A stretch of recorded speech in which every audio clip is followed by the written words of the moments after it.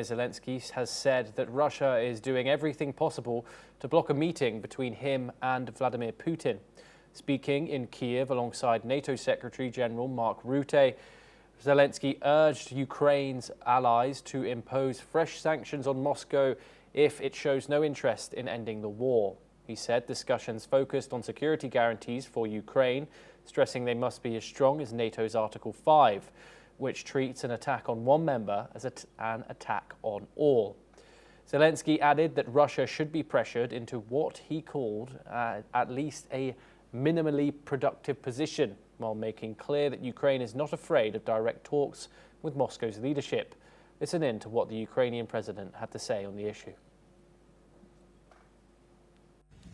Русські пробують зараз що ще зробити, щоб не зустрічатись. Питання ж не просто в зустрічі. Питання в тому, що вони не хочуть закінчувати війну. Зустріч – це один із компонентів того, як закінчити війну. Це не все. Це один із компонентів.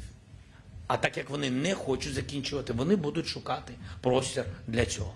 І треба, щоб цей простір зменшувався. Об'єднання Америки і Європи зменшує цей простір. Простір для війни. We're now joined by Matti Zaweg. He's a geopolitical expert and he joins us live from Israel. Matti, thank you very much as always for discussing this conflict here on the programme.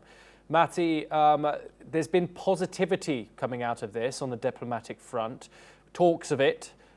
Now they seem to be reeling back with Zelenskyy not sure that the Russian president does in fact want to meet him, like the US President Donald Trump seems to be sure of. These security guarantees, another matter. How likely is it that Ukraine does get Article 5 security guarantees, which is its desire to end the war? Well, I don't think Zelenskyy has to guess anything. Lavrov, the foreign minister of Russia, said himself that the time hasn't come to have a meeting between Vladimir Putin and Zelenskyy.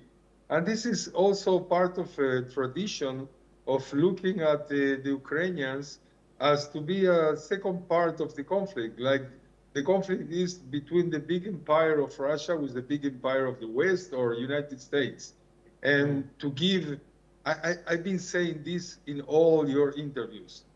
Putin is not going to give a hand to Zelenskyy and to be alone with him in one room, because this is an imperial point of view in the way that Russia sees himself, and also because on the ground, slowly but steady, they are taking one more village, another little city. It's something that has been going on in the last 9-10 months, and he's not in a hurry to sit and finish this. I mean, he's having also, he has been blown up in many areas in the southwest part of Russia, the Krasnodar area, the Kursk area, the Crimea area, and anyway, he's not willing to stop. And there is also another thing, I think, that he's trying to make a point, that Trump cannot just say, come and do peace, and I will come and I will do peace. He's trying to do it in his own terms and conditions.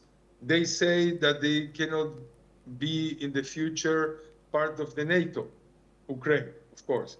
They say they have to cede all the territories that they have been conquered by force of the army. And we have here a situation that is not something on the table like a kind of strange win-win situation, like I give you 10 years of keeping the territories you conquered, and I will not going to the NATO or to Europe for 10 years. It will be something that they can go down from the ladder, both sides, and then maybe to do a ceasefire and to do a permanent ceasefire, if not a peace agreement.